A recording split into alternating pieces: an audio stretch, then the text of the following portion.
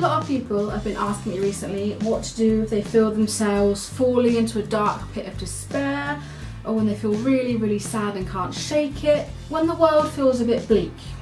And I'm no counsellor, no therapist, no doctor, but I am someone who has felt all these things and I can't do a lot about them. But having said that, I have some tips that help me. Sometimes when I'm far too into the dark hole with no rope of light, these things aren't going to help. But more times than not, these things can help the world shine a bit brighter. And I want to share them with you because I feel this is something I need to do. My first tip is listen to music, whether it's happy or sad or angry or whatever style of music you like.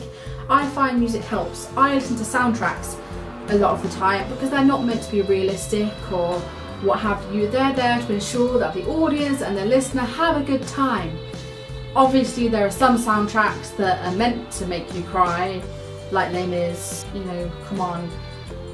But generally, they're there to have a good time. Right now I listen to the Hamilton soundtrack because who doesn't want to rap about the American founding fathers? Like, how can you not be happy after that? My second tip is to watch comedy.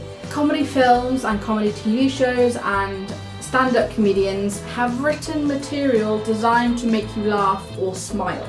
I know I've been in situations where even my favourite stand-up comedian cannot put a smile on my face, but generally by the end of their hour and a half set, I've smiled at least once. I mean, sometimes it doesn't work, sometimes the comedy you like doesn't help.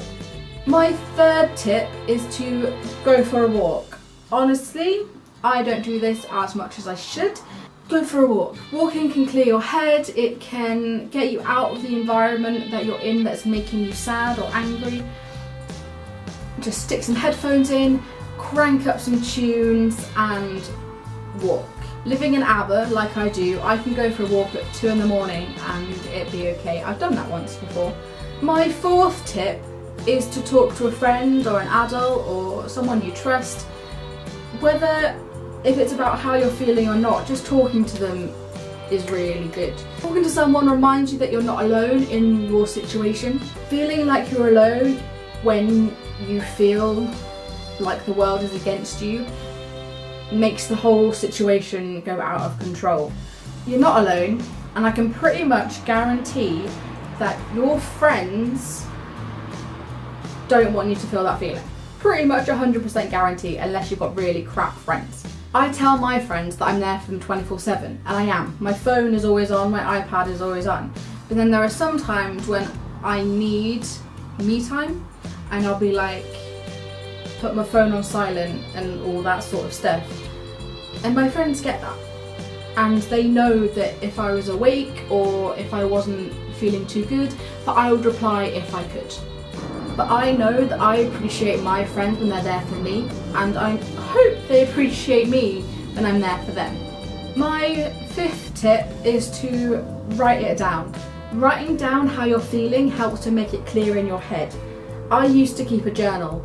I've not written in it in a long time because what's been going on in my head is just too messy and too intertwined for me to separate them and write it down. But when I did use my journal, and I have had journal for about 5 years, it made things clear in my head. The anger and the pain and the emotions.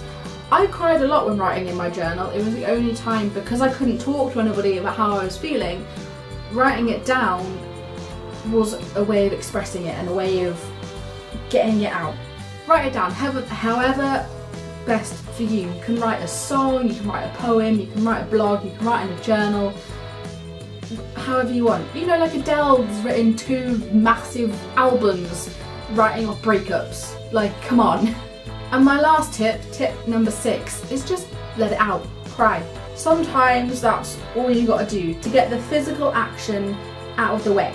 So after you finish crying, you feel a bit crap, your face is all swollen, you're all red, but that release of energy is really good. It doesn't weigh so heavily on your shoulders, at least from my experience. Watch a sad film, listen to sad music, just let it out, let it go. You can even watch like The Lion King, because that makes me cry. But if none of these work, or if you're in a darker place, or you don't know where to talk to, ring a helpline. I rang Childline a lot.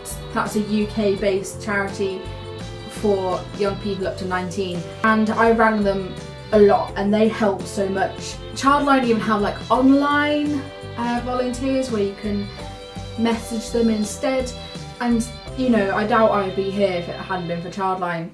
A lot of services have text services or online IM services or anything like that, so if you're in a place where you can't talk, then that's great. Or even if you can't, if you're like me and have anxiety, then typing it is much better. You have to remember that I am no professional. I am just someone who's been through more than anybody my age should have to go through. But these things work for me, so maybe they'll work for you. I've been in a good place for a few months now. It's the longest good phase I've been through, but I can feel myself slipping back into that dark hole, and so I'm using these techniques. Once my presentation's out of the way next week, I will let myself go into this dark hole, but until I finish my degree, I refuse. If you have any different coping mechanisms that help you when you're feeling a bit sad, or anything similar to what I've talked about today, then let me know in the comments below or on social media, and we can have a little support community going on. That's it for this week, and I will see you all very soon.